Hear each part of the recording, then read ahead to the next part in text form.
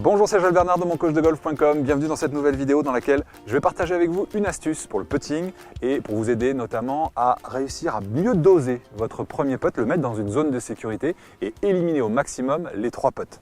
Alors je sais que c'est hyper frustrant lorsqu'on arrive sur le green en régulation, par exemple, par 3, vous touchez le green, vous puttez pour le birdie et là, hop, on fait 3 putts. Alors moi, ça m'est arrivé des dizaines et des dizaines de fois. Ça fait 30 ans que je joue au golf, donc je peux vous dire, j'en ai fait des 3 putts.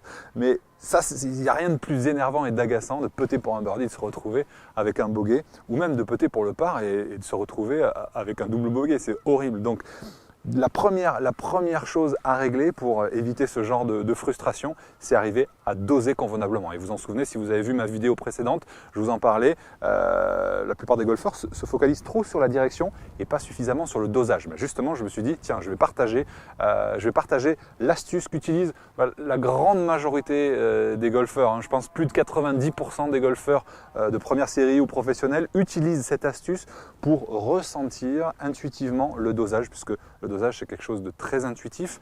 C'est difficile à expliquer, mais là, je pense qu'avec cette astuce, vous allez ressentir de quoi il s'agit. Je l'ai tiré de la formation Devenez le roi du putting, qui est justement avec une offre spéciale en ce moment. Il ne reste plus que 2 jours. Ça fait un moment où vous regardez cette vidéo. J'espère qu'elle est encore disponible. Vous pouvez la rejoindre tout simplement en cliquant sur le bouton juste en dessous. Et je vous propose tout de suite de découvrir cette astuce.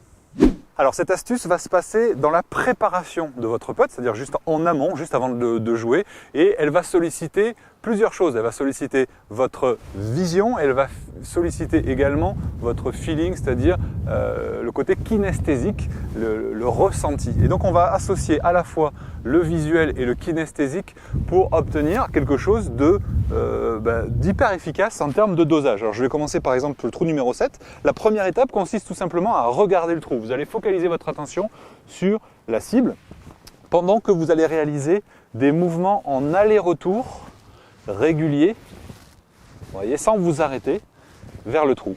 L'objectif lorsque vous faites ces mouvements de balancier aller-retour est de ressentir le poids de votre putter. Quand vous le sentez vraiment lourd, ça veut dire que votre balle va partir trop loin. Si vous le sentez trop léger, ça veut dire que vous allez être trop court. Évidemment, tout ça, c'est du pur feeling, du pur ressenti. Donc, c'est assez difficile à expliquer.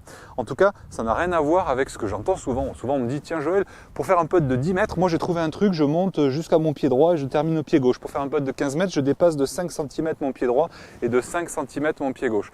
Autant vous dire que ce genre de choses n'est pas du tout valide, même si parfois ça peut donner des bons résultats, mais ça sera que de toute façon sur un seul type de rapidité de green. Et la particularité, c'est que quand le putt va descendre ou monter, ou quand vous allez jouer sur des greens, sur un autre golf qui vont être plus lents ou plus rapides, vos points de repère ne fonctionneront pas. Alors que ce système-là, lui, va être efficace. Alors, je commence par exemple sur le premier. Donc, première étape, je regarde le trou. Deuxième étape, je fais un balancier en aller-retour. C'est ça la clé. Pour ensuite, troisième étape, me placer et jouer avec la même sensation.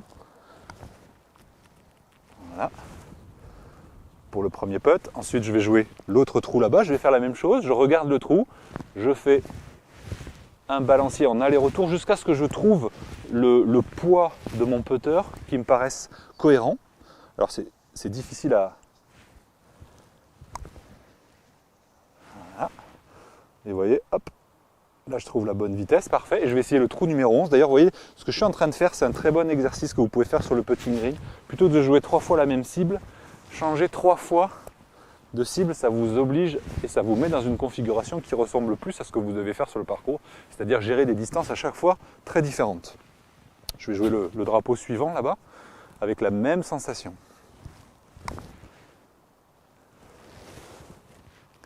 Allez, boum. Et voilà.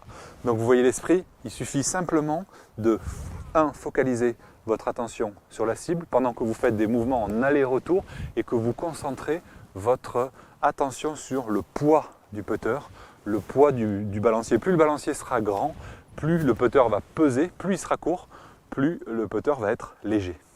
Et bien voilà, je ne sais pas si vous la connaissiez déjà, en tout cas, si ce n'était pas le cas, essayez-la dès que vous pouvez sur le parcours, vous allez voir, ça va vraiment faire la différence, même si évidemment, ce n'est qu'une partie de la routine de préparation.